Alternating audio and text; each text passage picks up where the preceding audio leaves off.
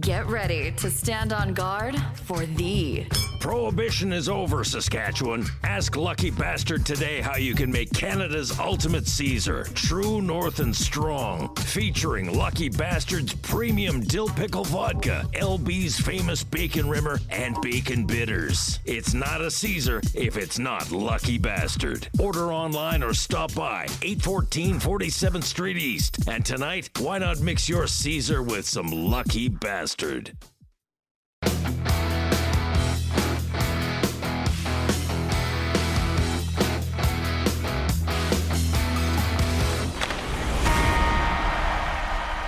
Welcome back, everybody, to the Fantasy Hockey Hacks podcast, a proud member of the Hockey Podcast Network and the official podcast of Left Wing Lock, your number one source for fantasy hockey intelligence. I'm Devin Davidson, your host. With me, as always, Bruce Gunther. Hello. Mike McLaughlin from Left Wing Lock. Hello. And joining us from Edmonton, Alberta, John Enns himself. John, how you doing? I'm doing all right. Just chilling in the hotel room, actually watching the Oilers game and chilling with you guys. Okay, so two things. Don't tell me the score. I saw it's 1-1 at first intermission. I somehow missed that the game started already. And two, John may not sound like himself because he's in a hotel room, as you mentioned. So doesn't have his full podcast set up tonight. But you know what? That's okay. We're glad to have you on. Yeah, no, it's good to be here. And they just dropped the puck for period 2, so I got nothing to tell you anyways.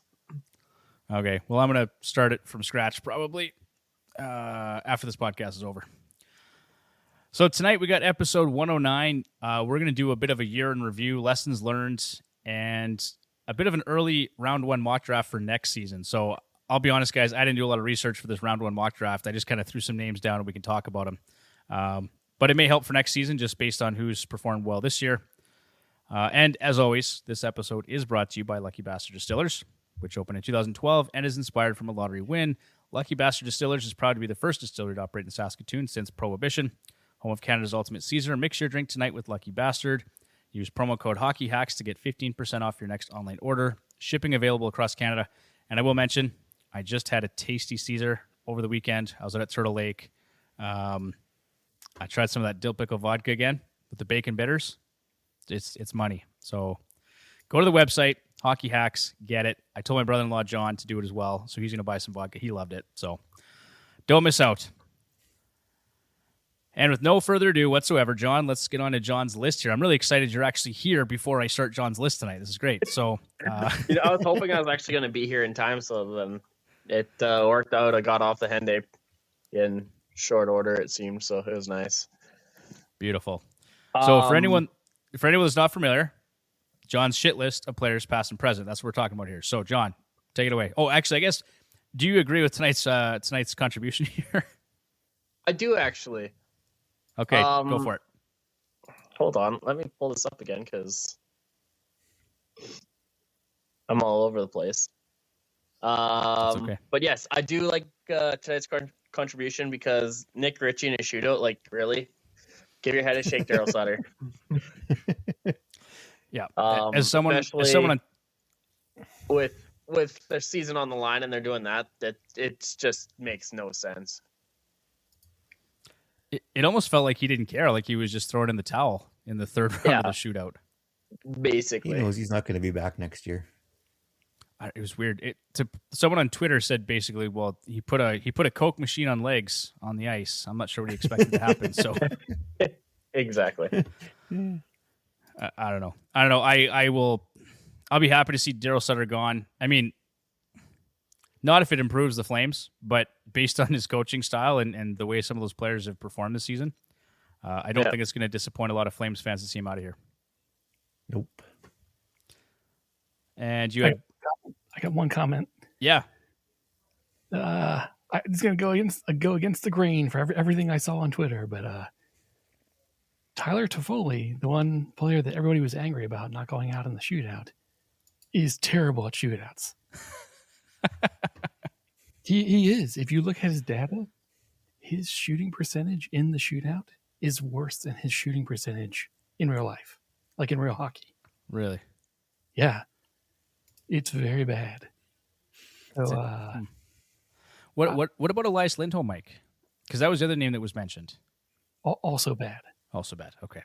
Not as bad as Toffoli, but he's shooting it only about 15%.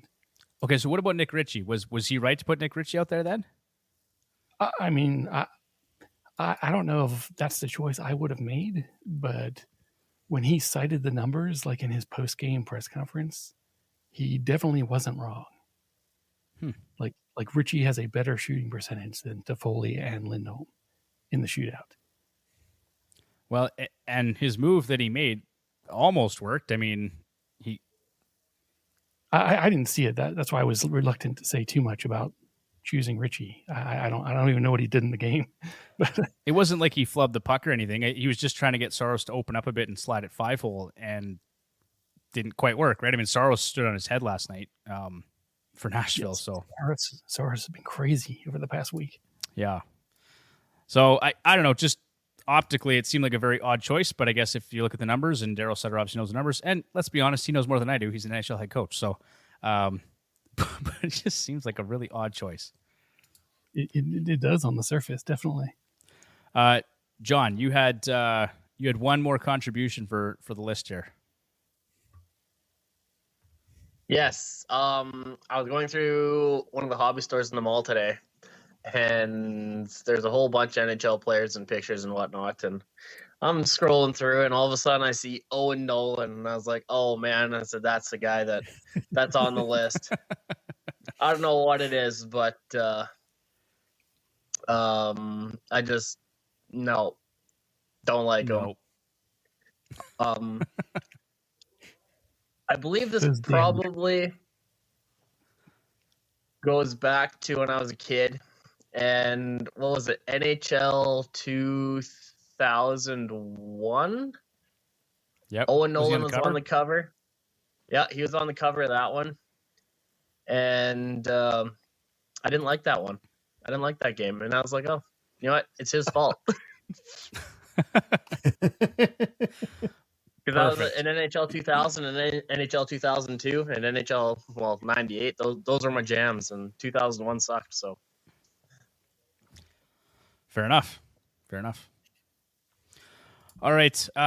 Hey John, I was going to ask you too. What are you doing in Edmonton? Did I miss that? Do we have that conversation yet?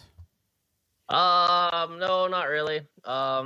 Basically, work said take some time off, and I was like, well, I got to go to Edmonton for some stuff. So here I am. Okay. I'm surprised you weren't at the game tonight. Game tonight's in Colorado. Good call. But shows you how much I've been paying attention today. Otherwise, that would have been great.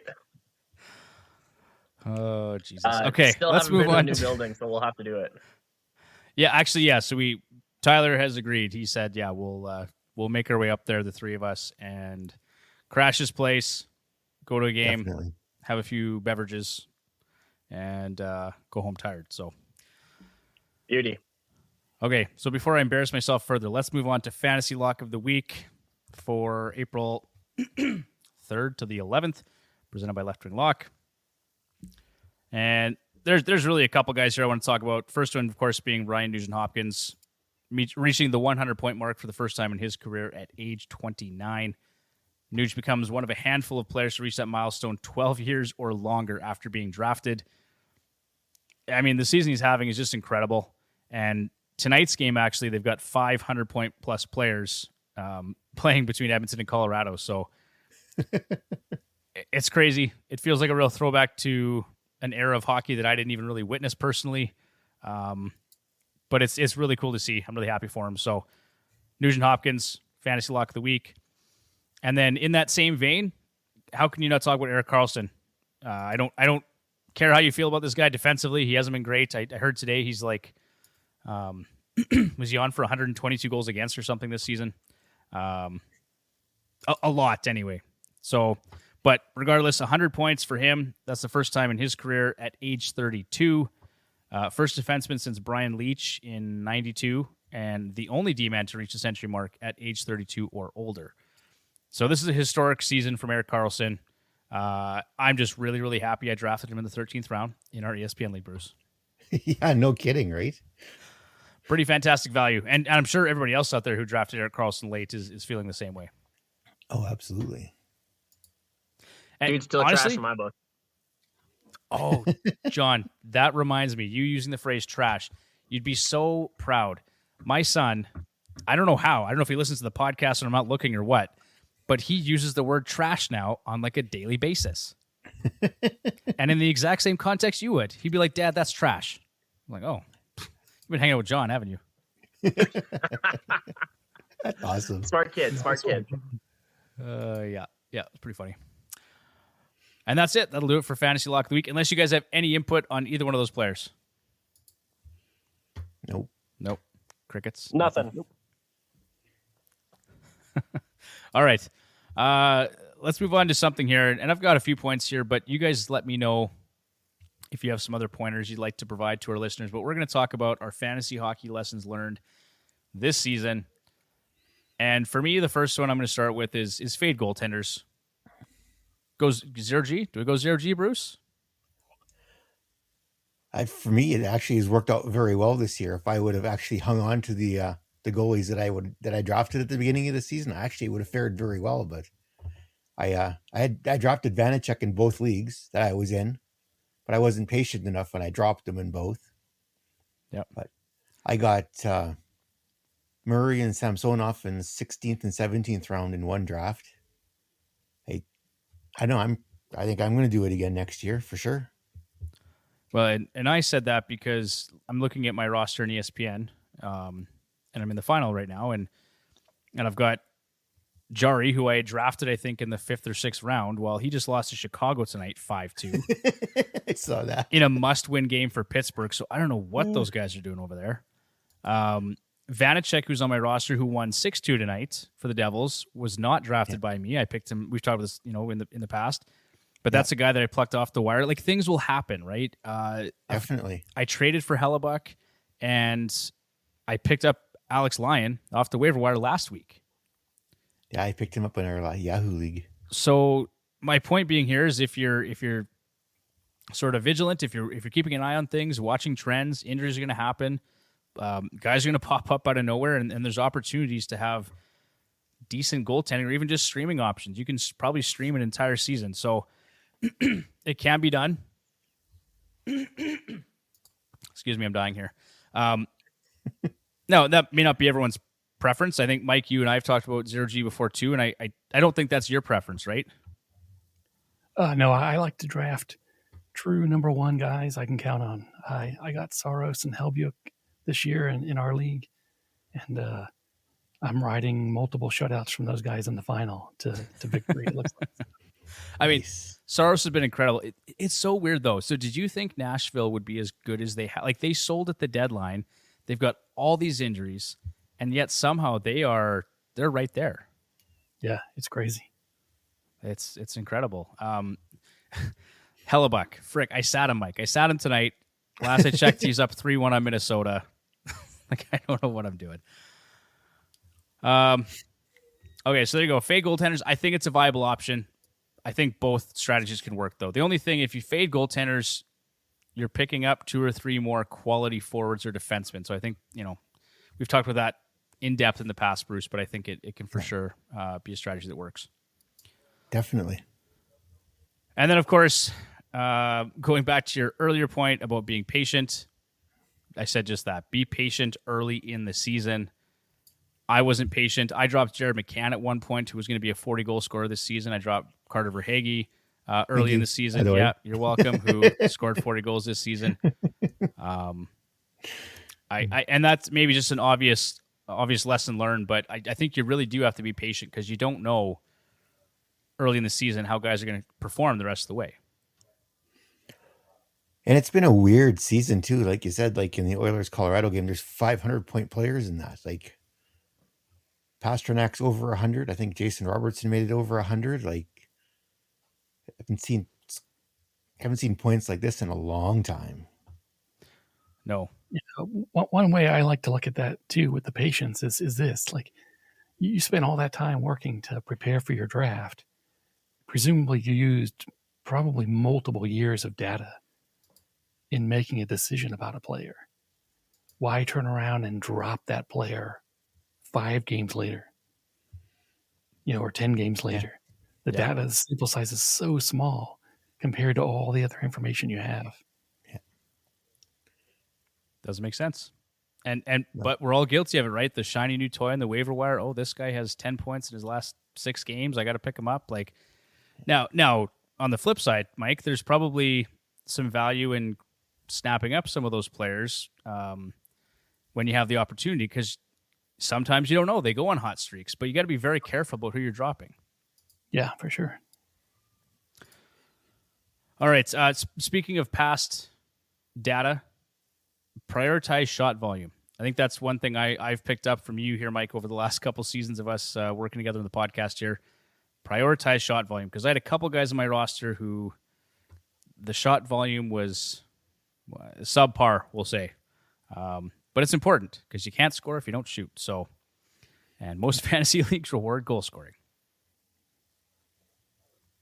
Yeah, I think as far as like the actual stats that get counted in fantasy leagues, I think that's probably, I would argue, is probably the most important one. There you go. And again, this one's for me just probably a very obvious statement, but pay attention to the schedule on draft day. I'm very guilty of going into a draft and I just look at the best players. I don't look at their schedules. I never really have. And so some seasons I've been lucky come championship week, and sometimes I have not. And at that point, then I'll make adjustments based on who's on the waiver wire and who's performing and who's not, because I think we talked about this last week. Any player basically is droppable if they're not playing games or if they're not performing in the final 2 weeks of the season. So I haven't generally paid attention to the schedule, but I think it's important. And I may even for next year, I may look at my draft based on the final 2 or 3 weeks of the season and prioritize some players based on that, right? It won't be the main priority, but if it's 2 guys and all things being equal, and I know this guy plays more games in the final 3 weeks, I'll make that pickup next year. Yeah, it's certainly a great tiebreaker at the least. Yeah. Okay. Anything else, guys? Lessons learned this year? Oh, maybe it's a little thing for me, but we've done this ESPN draft for a few years now, and you get an idea of what guys like what players. Like, Tyler is going to go for Oilers, and he's going to take them earlier than they're normally in their draft because he wants them. Yep. And there's a couple other guys that have specific players that they like, and they're willing to reach for them early. So if you can, if you want to get that player, you're going to have to take them really early if you want that player, because that. Like I learned this year in our ESP league, nobody liked the Leafs goalies. I got them both super late. Right? Well, and Murray's been hurt most of the season, so he spent most of the time on IR, but sure, Samsonov's been really good. Yeah. For them this year. Wall looks fantastic tonight. So as one person put, Murray's probably on his way to Arizona next year or Chicago or somewhere. Maybe they'll trade both goalies there. Who knows? But yeah, go through your draft list, because you go through the history, you'll see that some managers like specific players and they pick them year over year over year. Sure they do. So that's a really good point. I'm not as familiar with ESPN, but I know in Yahoo, like, you can get some pretty decent information by looking at the previous leagues people played in. Yeah.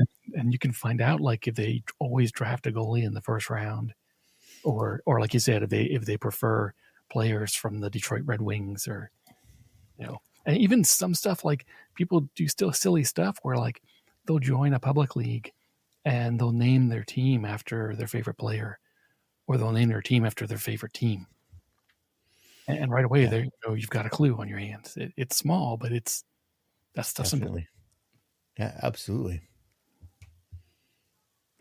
Yep. I'm pretty sure Bruce has used that against last me year and draft him one round before Devin, and that's how I picked my team. Exactly. It's getting me close, but I haven't got there yet. It's close though. You beat me to it. Yeah. No, and I'm guilty of it. I mean, I absolutely, like everyone else, I have players that I prefer, and I mean, Mika's a advantage edge. You guys harass me all the time, but the guy is fucking fantastic, and if I can get him at a reasonable price point, I do. I'm just going to say it because you're going to go back and look at my draft history anyway. David Pastrnak, 2 straight seasons now. He is a guy that I have gotten stupid value on. Like, I think last year I drafted him in the 5th or 6th round somehow. Yeah. Was he coming off surgery? I can't remember what the story was there. Yes. Yeah, last year he was coming off surgery. And so he dropped, and I picked him up at a silly price point and paid off really well. And this year, I've got Pasternak. I got him in the second or third round this year. And he may not make the second round next year. No, and we'll talk about that in our first round mock draft, right? But he's been absolutely fantastic this year. So those are players that I target for sure. Mostly I take Cale Makar just to piss off Bruce. And but again, that's a player I know that you love, right? You're a big Cale Makar guy. Absolutely. I also know you're a big Jason Robertson fan. So if I have a chance to grab him in the third round or something before you do, then maybe I will and I can trade him to you later. But this is all part of the fantasy fun, right? Yeah. Oh, and one thing I've learned too is playing now we go on with the Yahoo League too, is don't become attached to your favorite players, because if you do that, you're going to screw your entire draft strategy up.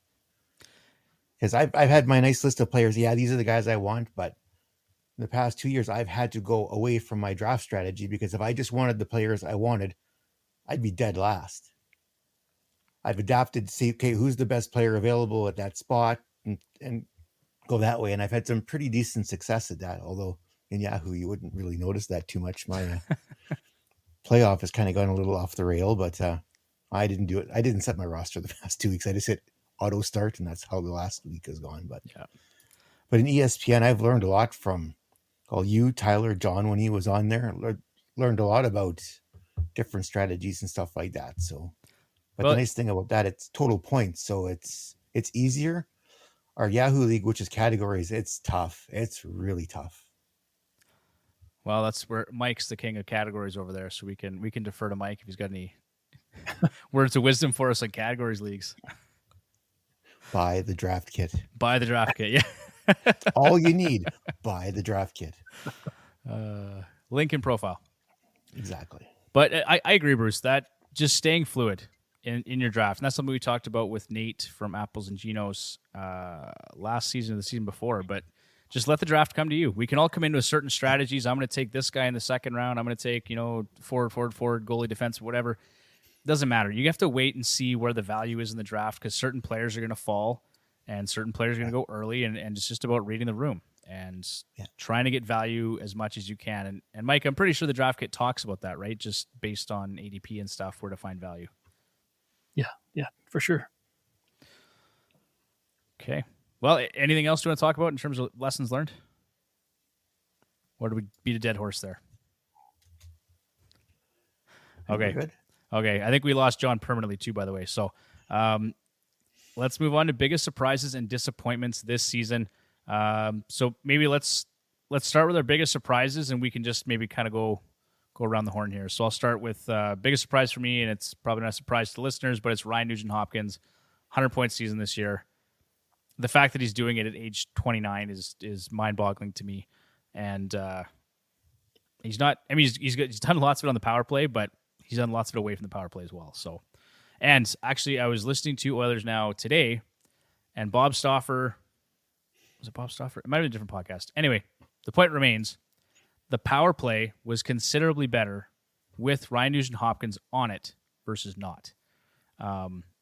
The number was something like 12 power play points per 60 minutes versus 7 without him on it. So pretty impressive. Like he's a power play wizard. He's had a fantastic year. Well, he's had consistent line mates for the first time in a long time too. Yeah. So yeah, for me, that's my first biggest surprise. Bruce, what about you? My biggest surprise was I noticed this on Twitter a couple days ago. Brandon Montour, 73 points. I would have never, ever guessed that he would have got to 73 points in Florida. Where did that come from? It started when Ekblad got hurt. He took over on power play 1, and he never left. When Ekblad came back, they played Ekblad and Montour on the power play for the rest of the season.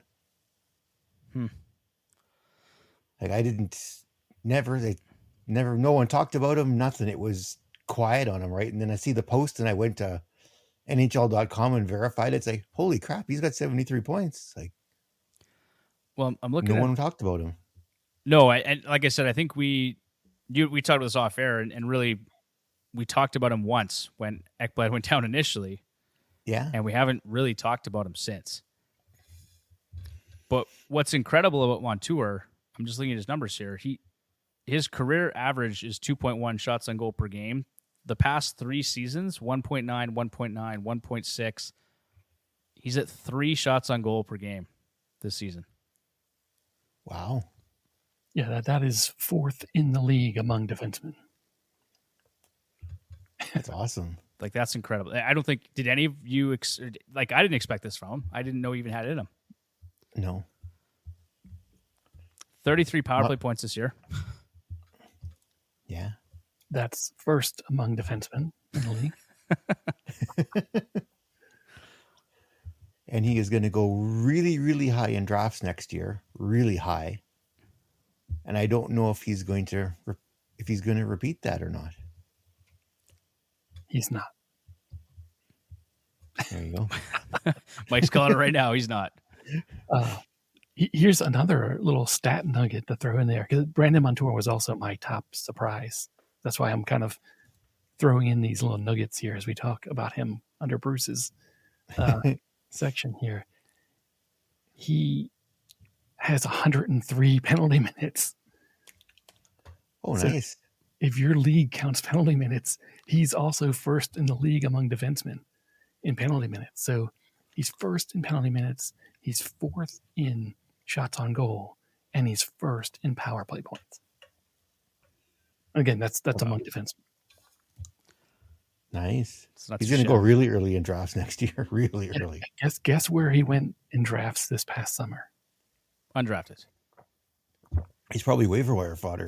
In 96% of leagues, he went undrafted. Nice. And the leagues in which he was drafted, he was taken in the 15th round on average. Take a flyer on a guy. Yeah. Yeah. I think, unless I'm missing something kind of crazy, I believe that if you drafted Brandon Montour this past summer, that is the greatest draft pick ever in fantasy hockey. No doubt. I can't think of one that's actually better. You got a guy, only 4% of people drafted him. You got him in the 15th round, and at least in category leagues, he is the best defenseman. That's crazy. Yeah. I mean, Carlson obviously has more points, but this guy's shooting more. He has more power play points. He has more penalty minutes. So where do you see him going in terms of production next year, Mike? Can he sustain 3 shots a game, or is he going to historically you would not expect him to, right? But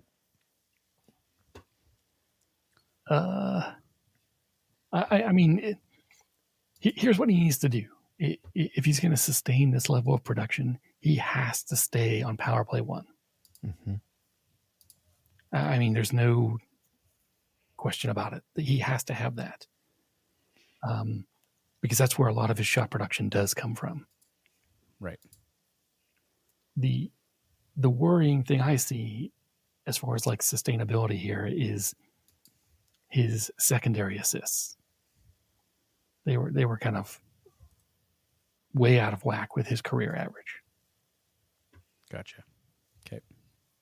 So that's why I would kind of pull back a little bit on the reins there as far as how good he might be for next season. But yeah, right now, these numbers are incredible. He'll probably go higher than Ekblad next year. Yeah, he should. He probably should. Especially given Ekblad's injury history. He seems to be injured all the time. And I know, Mike, you're not a big believer in the injury stuff unless it's, but I don't know. People that have drafted Ekblad frequently have been disappointed with him.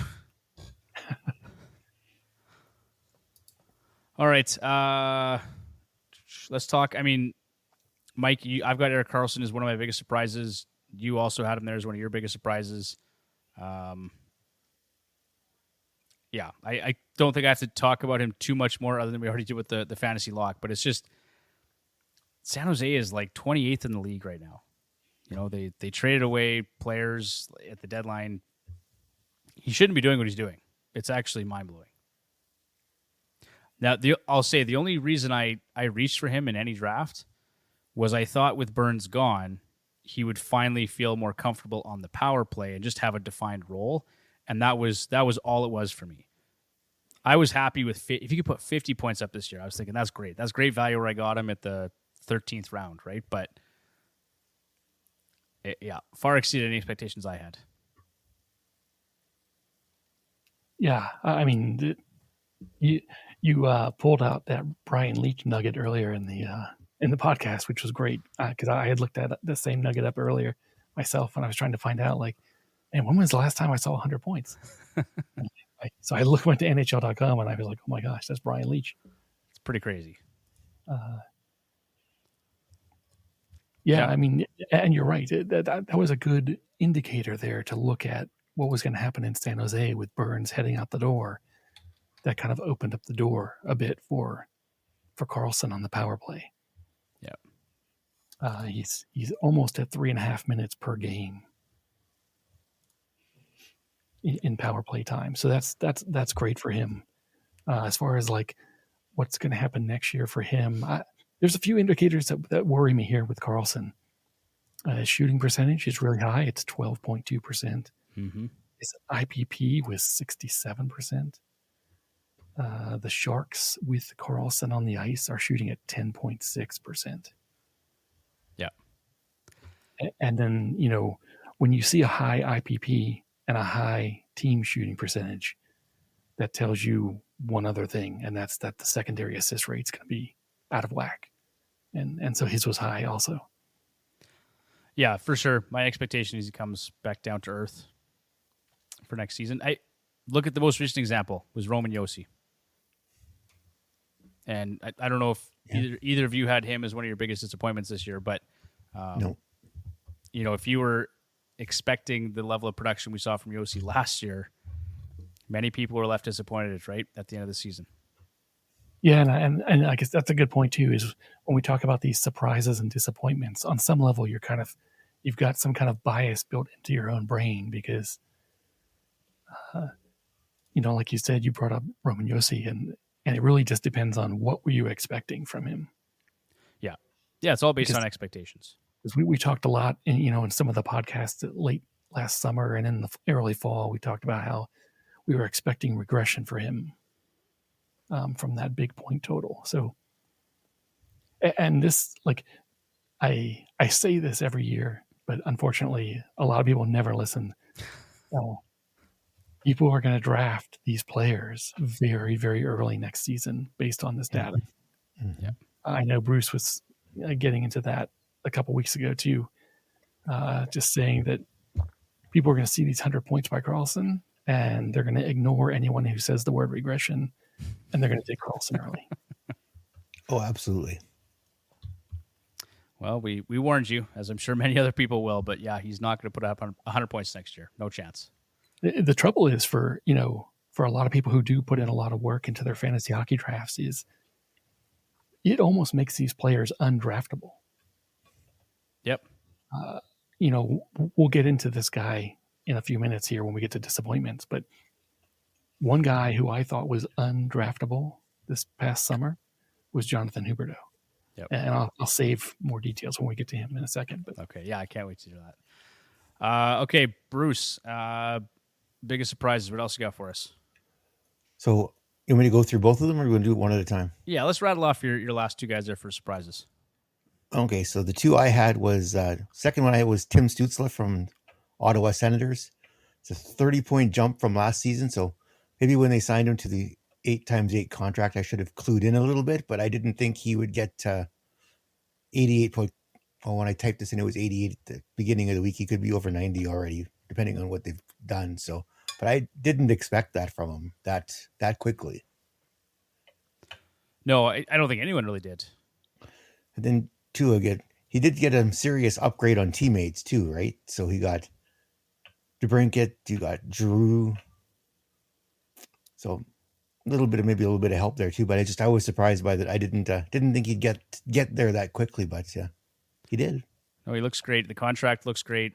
I actually I really like what Ottawa is building over there, and I think if Ryan Reynolds and whatever group he attaches himself to can complete that sale and develop a new arena, they're going to be a very interesting franchise to watch, I think, in the next few years. Oh, and hopefully one of their young goaltenders can develop, because Talbot can't stay healthy, and poor Anton Forsberg, like, the guy just can't catch a break. Like, well, he got 2 breaks, but that's not not the kind of breaks you want. But no, not at all. So the other guy I had was Linus Ullmark. So he got with the win tonight, he got 40 wins on the season. And I think in our one league, I think you took him, Devin. I think you took him late. I did, yeah. And in the other league, he was undrafted. He was a waiver wire pickup by somebody. Yeah, I grabbed him late because somebody else grabbed Swayman, and I thought, well, they're probably going to split time. That was my thought. So if I can get 50% of the Bruins, then great. Yeah. So those are my 3. Yeah, I like that Stützle pick. That's 90 points for a guy that most people took in the 9th round. Yeah. So that's a nice surprise. Yeah. Okay, so I've got 2 more surprises here, and then Mike, I think you had a couple more as well. So I think for me, Thomas Novak for Nashville, 73-point, 30-goal pace for him. He's been really impressive, especially in the second half here going down the stretch for fantasy hockey playoffs. I just think what Nashville's doing right now is kind of crazy, and he's been a big part of that. And then the other biggest surprise for me was the New Jersey Devils. Playoffs?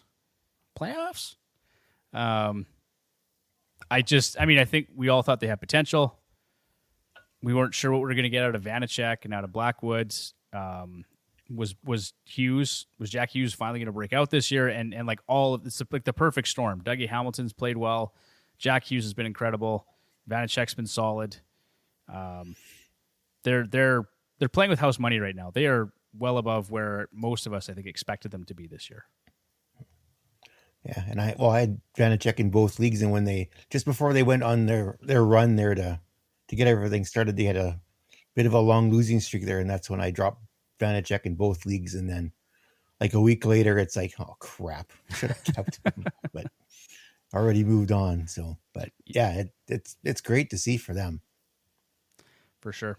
Okay, and then so Mike, let's go over your other couple surprises, then move on to disappointments. Oh yeah, okay. So I had Montour and Carlson, so I kind of overlapped with you and Bruce there on the first 2. My third pick is a little bit off the board, and I never know how to say his name, Martin Nihash or Nichus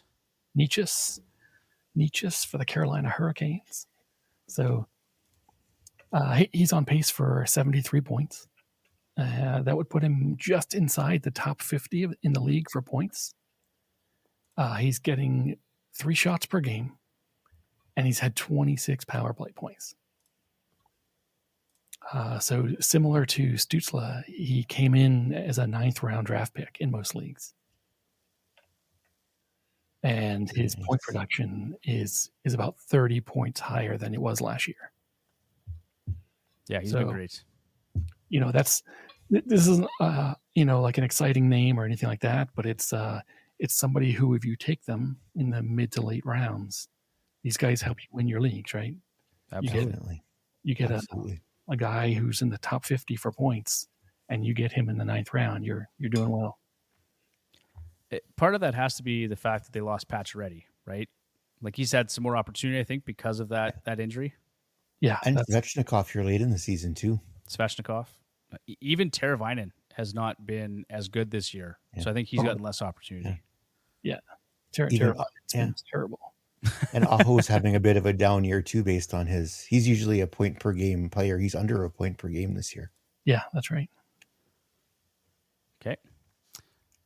And then who else you got for us? Oh, so I just had a couple of honorable mentions. I don't want to go in too deep with them at all, but I have Pettersson from Vancouver, Josh Morrissey out of Winnipeg, and then Samsonov out of Toronto. Morrissey, actually they're all 3 are good picks here, but Morrissey is a big one. We talked about this a couple weeks ago. That was out of left field for me. That was a complete shock. Yeah. Yeah. Okay, let's move on to biggest disappointments, and I'm going to start with the guy that overlaps on all 4 of our lists, and that is Yeah. Jonathan Huberdeau. So, Mike, as you had mentioned him a couple minutes ago, I mean, he's on pace for 58 total points this year after a career high 115 last year. And we talked about him on this podcast. Mike, you talked about him in the draft kits and on this podcast. Temper expectations in Calgary. Like it's going to be ugly for him. So you had some details though you wanted to share on Jonathan Huberdeau. So what do you got for us? Oh yeah. So for me, and one, I just want to come out and say up front, I got this projection very wrong in the draft kit. Like his point projection is so low this season, I can't even believe it. I mean, I was expecting pretty significant regression, but nothing like this. Like this is insane how bad he is this year. Yeah. But with that said, I want to go back to that point I was making. I kind of jumped the gun a few minutes ago. Huberdeau, to me, is the perfect example of what I call an undraftable player in fantasy hockey. For this past season, is what I mean. Yeah. And the problem here is it's a guy who puts up an insane amount of points, right? He puts up 115 points. It was based on luck. You knew he was going to regress, but you also knew that managers were going to ignore the regression. Pick me. And they did. His average draft position in drafts this past summer was 12. Yikes. If you wanted Jonathan Huberdeau in most drafts in Yahoo, you had to pay a first-round pick as the price. Oh, And so I got him in the 4th round, so I did well then. Yeah, I waited extra long. but yeah, if you see something like this, and we're going to see it this summer for sure, if you see a guy out of nowhere who's a little bit older, like 29 years old or something, puts up over 100 points, it doesn't match his career levels at all. You should more or less put him in a little box on draft day. And on the outside of that box, you should write, ignore. Like, do not draft. You might get lucky and he might drop. It's possible. But if you look at his ADP and it's that high after a very lucky season, you should just run. Yeah. Well, it's not going to work out. No, I absolutely agree. I did the same thing. My projection was also very wrong, Mike. I kind of thought he'd go down to about 90 points, not 58 or 60. But I think Ryan Nugent-Hopkins is another example of a guy next fall in fantasy drafts, and especially in our leagues, Bruce, where everyone likes to pick Oilers players. But the guys are going to reach for him, especially early. Knock, knock, wink, wink, Tyler Homan. To the point where, Mike, he's undraftable. Like, you're not. I would never reach for Nuge in the 2nd round, but that may be what happens next year based on his production. Yeah, and this is a good thing to do. I mean, it's just to have these conversations, kind of figure out who these players might be, and then once those ADPs start coming out in Yahoo and ESPN, match those ADPs to kind of these lucky players. And just make your little list of guys to stay away from. Yeah. You don't want to fall into these traps. If you drafted Jonathan Huberdeau 12th overall this past summer, I bet it ruined your season. Yeah, I would bet that too. Bruce took him in the 4th round, and that was bad enough. Yeah. You got 60 points out of the 12th overall pick. That's not okay. It's brutal. Yeah. So I'm not really laughing at people's pain here. I'm just laughing at how absurd it is. Yeah. Major step back for sure. All right. Who else we got here? Aaron Ekblad. Mike, you talked about him. I think we probably have covered that adequately, but anything else you want to mention about Aaron Ekblad?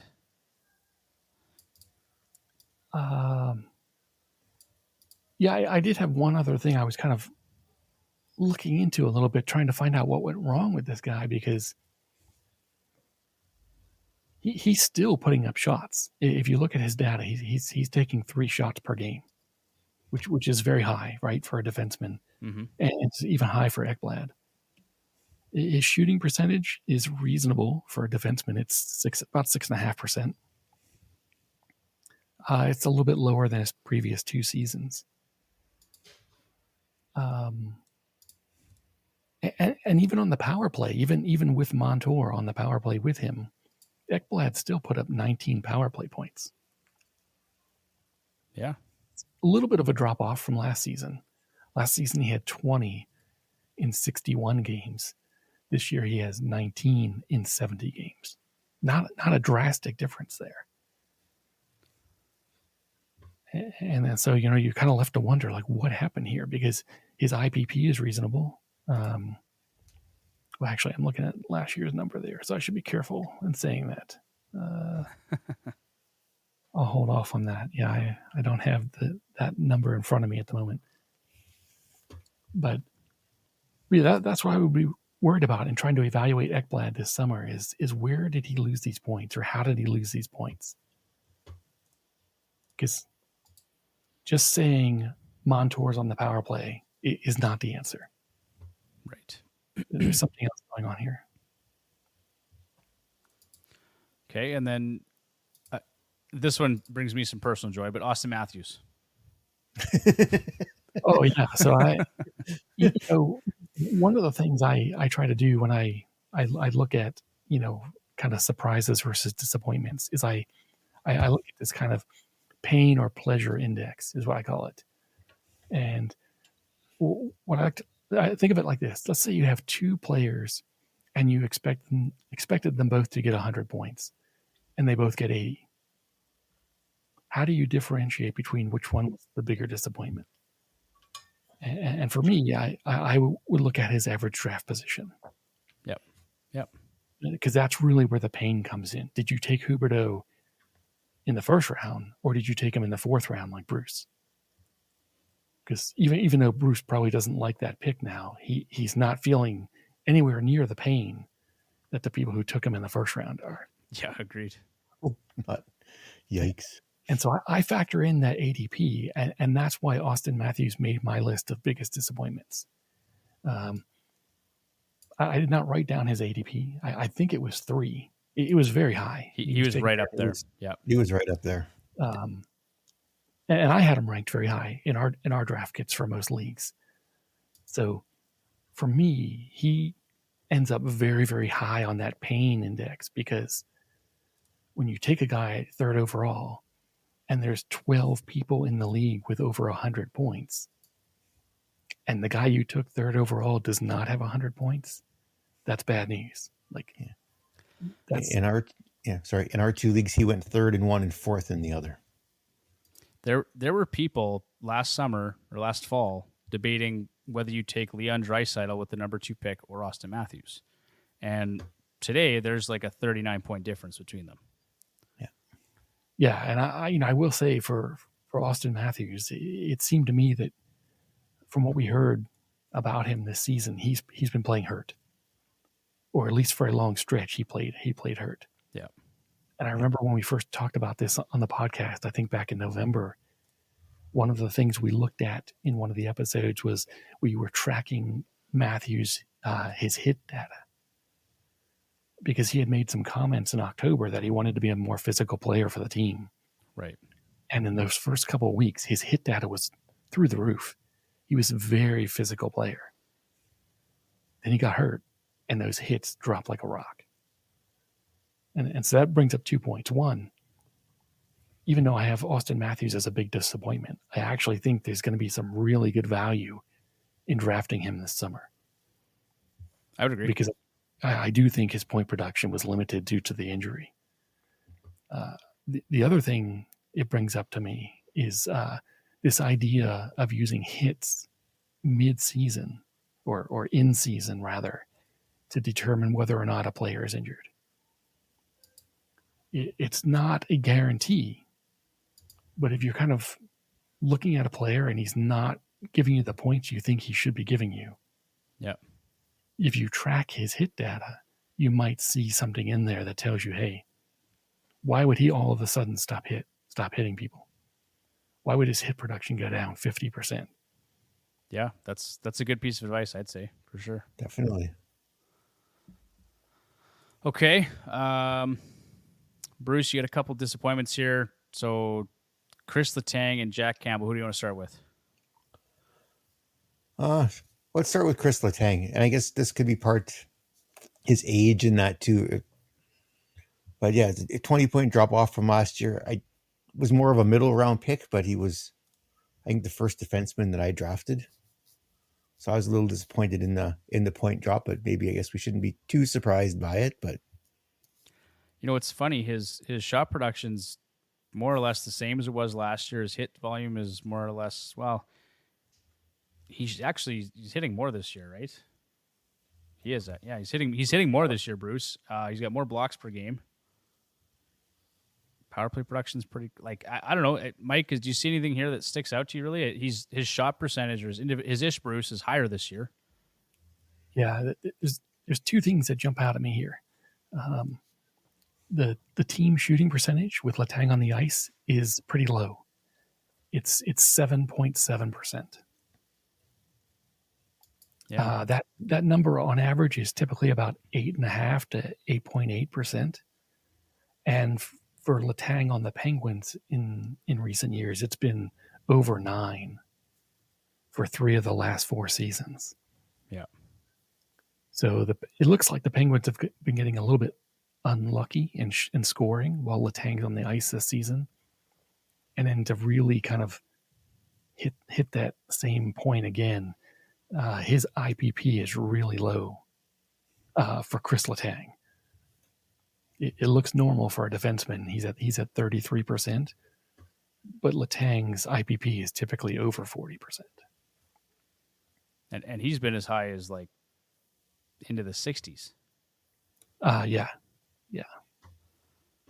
So that's age 30. I mean, do we really expect him to bounce back next year though, at age 35 or 36? Yeah, I mean, he just turned 36, so I would start to be worried here. Even though his shooting, like you brought up his shot production, it does look healthy at 2.5 shots per game. But if you look at like it's kind of a several year trend, it's down from over 3 shots per game back in like 2018, 2019. Yeah. So I would be a little bit worried about Letang next year. I think with his age and the aging of his teammates, his status as an elite defenseman is probably over. Yeah, I think they're kind of reaching the end of that fantasy relevant team in general. I mean, it's just an aging core, right? I think we've talked about this in the past. Yeah. Should they have signed all those guys to 6-year contracts? Probably not. Yeah. Which, before we get into Campbell, I'm just going to mention Jari since we're on that topic. And so that was just another guy that, for me, has been a disappointment this year based on how he performed last year. Again, tonight, a 5-2 loss to Chicago. I didn't watch the game. I haven't, dug into the data at all, but he has consistently disappointed this year based on expectations. I actually had dropped him, and then I picked him back up again for this week thinking, oh, he plays Chicago and Columbus. Like, those are a lock, right? And they got to win to make the playoffs. So, yeah, not great. That's all I'm going to say about that. Jack Campbell. Bruce, what do you got? Just yuck. Yuck. What do you say, right? Edmonton signs up to a nice deal to come in to be the number 1 goaltender, and he's not the number 1 goaltender. He might be the number 10 goaltender, but he did not have a good start in Edmonton, and anybody that drafted him at all early will have been very disappointed. Yep. Yeah, absolutely. It was nice to see him, like we talked about last week, finally get a quality win under his belt. Yeah. Right in time for the playoffs. Although hopefully he doesn't play a ton in the playoffs. But we'll see. And then the other disappointment I had was John Klingberg. 32 points is a career low for him. 10 goals, 32 points, 10 goals in 65 games played. He's on pace, an 82-game pace of just 40 points, which is also a career worst. And he's 30 years old. I really thought moving to Minnesota would be a welcome change, for his production, but it just hasn't seemed to be the case there.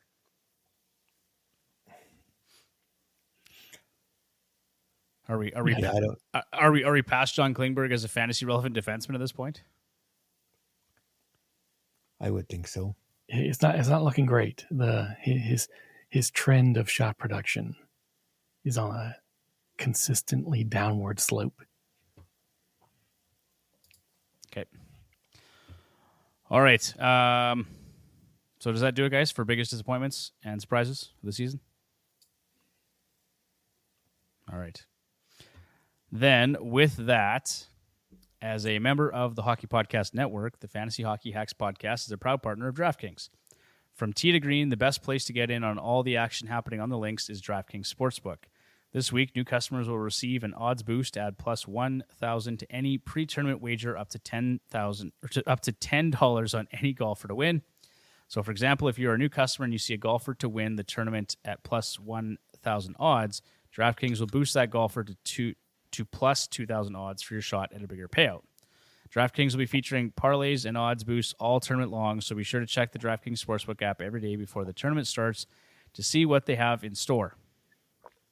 I just want to make note while we're doing the ad read here. Kudos to Tyler, who said he picked either Rory McIlroy or John Ram to win the Masters, and of course Ram did win the Masters this past weekend. So Tyler, you golf junkie, well done. Did he make some money? Did he bet? I don't know, and I'd love to ask him, but of course he wasn't here tonight. He had Taco Tuesday, I think he said. So, Wow, that's making me hungry. yeah, it's gonna be snack time after this. Anyway, download the DraftKings Sportsbook app now. Use promo code THPN and boost your odds during this weekend's tournament. That's promo code THPN only on DraftKings Sportsbook.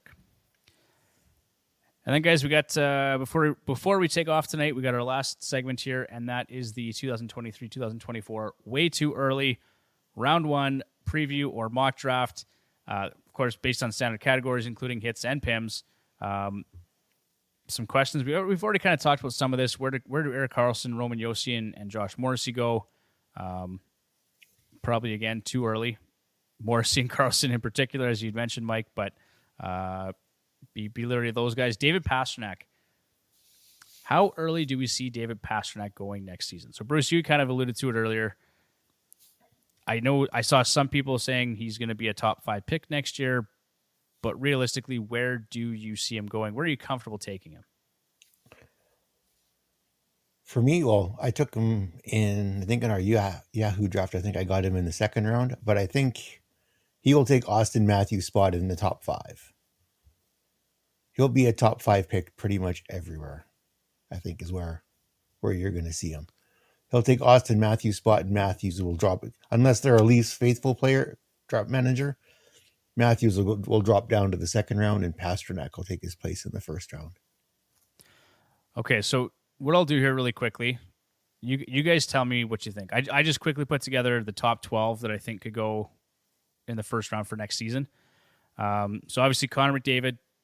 Does anyone dispute Connor McDavid at first overall at this point? Not me. Okay.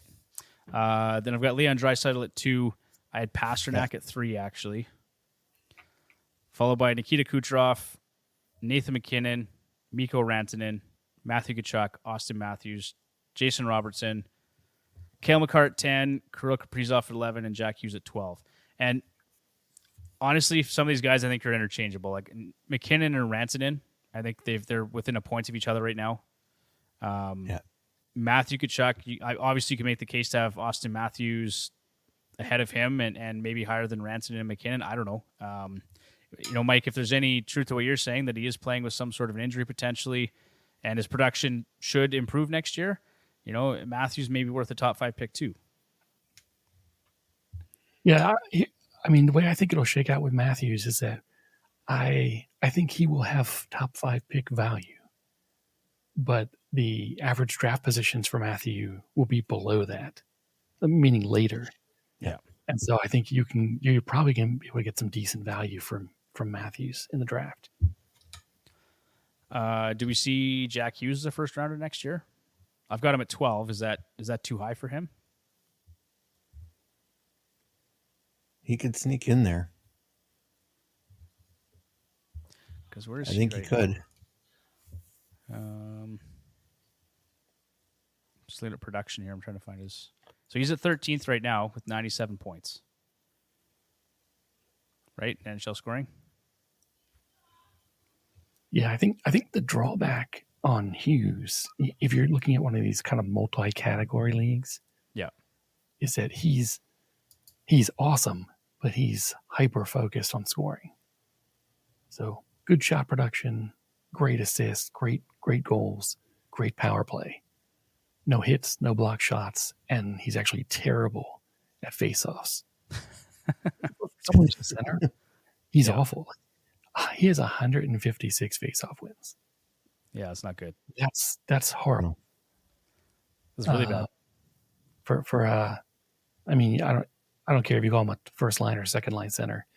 I don't know how people like to label those things, but he's a top 6 guy with just 156 faceoff wins. So even though I love his offense, in those multi-category leagues, those numbers for hits, faceoffs, those things would kind of scare me away a little bit. Okay. We've got no goaltenders in the first round. Is there anyone that should be in the first round in your opinion? I'm laughing because I believe that Olmark is probably going to get an average draft position in the top 12 this summer. That wouldn't surprise me. I could see that. But okay, so question. Tampa was the last team to win 62 games or more. How did Vasilevsky do the following season? Does anyone know?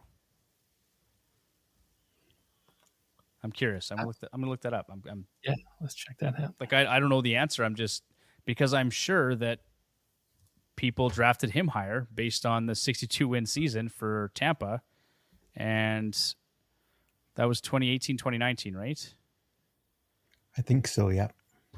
So he had 39 wins that year, a 925 save percentage, a 2.40 goals against average. The following season, his win totals were similar, actually, 35 wins, but a 917 save percentage and a 256 goals against average. So I don't know. And by the way, to take that one step further, Vasilevsky, that year after you said the 62 wins or whatever for Tampa Bay, Yep. that summer he was drafted at 11.4. There you go. That was his average draft position that year.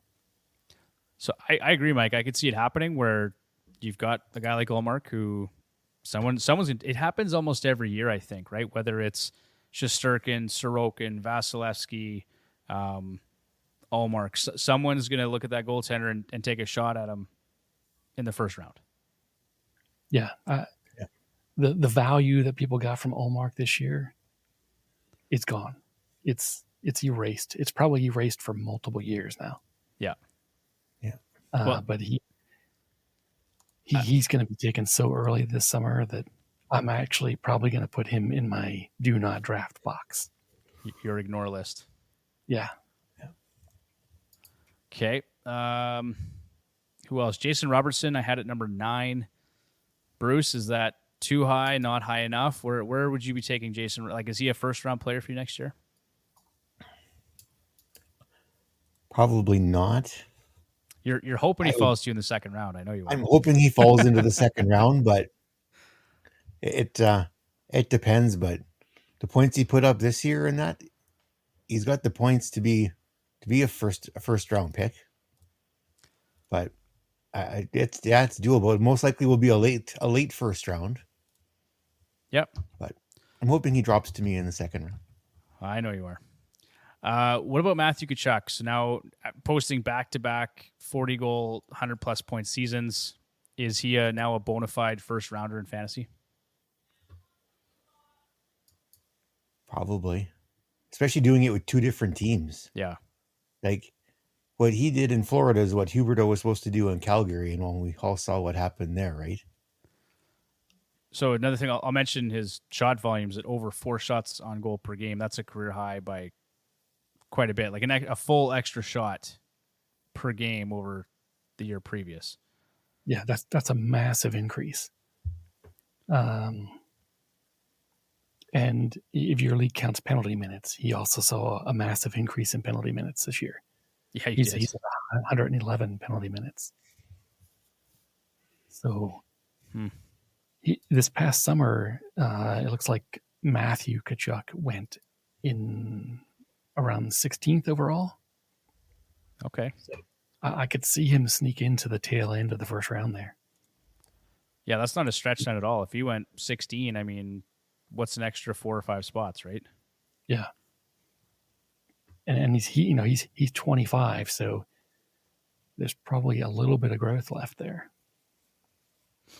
Well, and he'll be more settled, he'll be more comfortable. See how things go. The other question I just had about the first round is Connor Bedard. And I think we talked about it already a week or two ago, but do we see him going? I think it's based on where he lands, but second round, third round, does he sneak into the first round somehow in some cases? I think he's in my do not draft box this year until I think I'd want to see a year to see where he lands. He's going to go ridiculously early, but I'm also afraid of the you look at guys like Lafreniere and stuff like that were supposed to drop right into the NHL and go, right? And they haven't. Yeah, Bedard has blown out everybody they've played in the WHL, but is he going to get that time and space in the NHL? Probably not.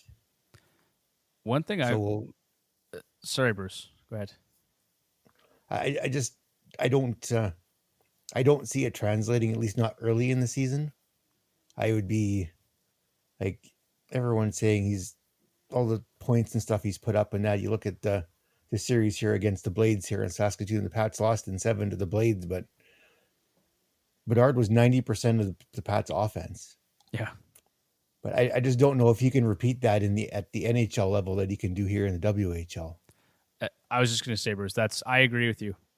People have been buzzing about this guy and his production at the WHL level, but the WHL, from everything I've read and understand, is not the OHL. So you look at what Connor did in the OHL, there's just way more elite players in the OHL, right? If there's a player with some sort of an age exception or whatever, it tends to come out of the OHL generally.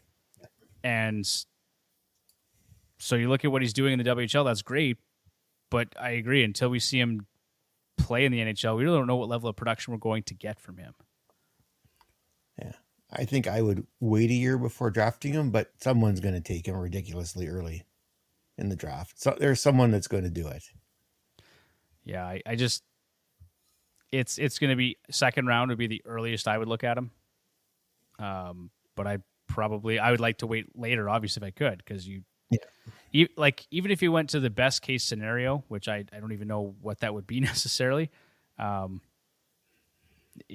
Montreal or Columbus, right? Like maybe Anaheim. God, Columbus bores me though. Please don't be Columbus. I get it. I know they have Goudreau. They got players there, but I don't want it to be Columbus. Okay. Anything else about the first round we should discuss for next year?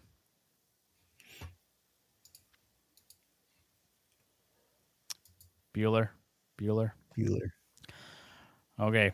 Well, with that then, we will call it an episode, guys. We're running a little bit late anyway, so yeah, it's been fun. Thanks for all the chit chat. It's been a great fantasy season, lots of fun. We're gonna be back on Sunday, so Monday release for the playoff preview. That'll be just another fun episode. I don't think we're getting into too much detail on each series, but we'll cover it sort of superficially and have some fun with it, make some predictions. I'll probably do some sort of, I'll make a bracket challenge account at NHL.com, and I'll post it on Twitter if anybody wants to join in. Nice. Yeah, I'll send it over to Bruce and to Mike, of course, and to Tyler and John. We'll play for bragging rights. See who the smartest is of the bunch. All right, and then if you guys want to get in touch with us on social media, Check us out on Twitter at FHHacks. Be sure to check out Left Wing Lock at left_wing_lock. And, of course, leftwinglock.com for all your fantasy hockey data and needs. And we'll see you guys next week. Take care, boys. Good night.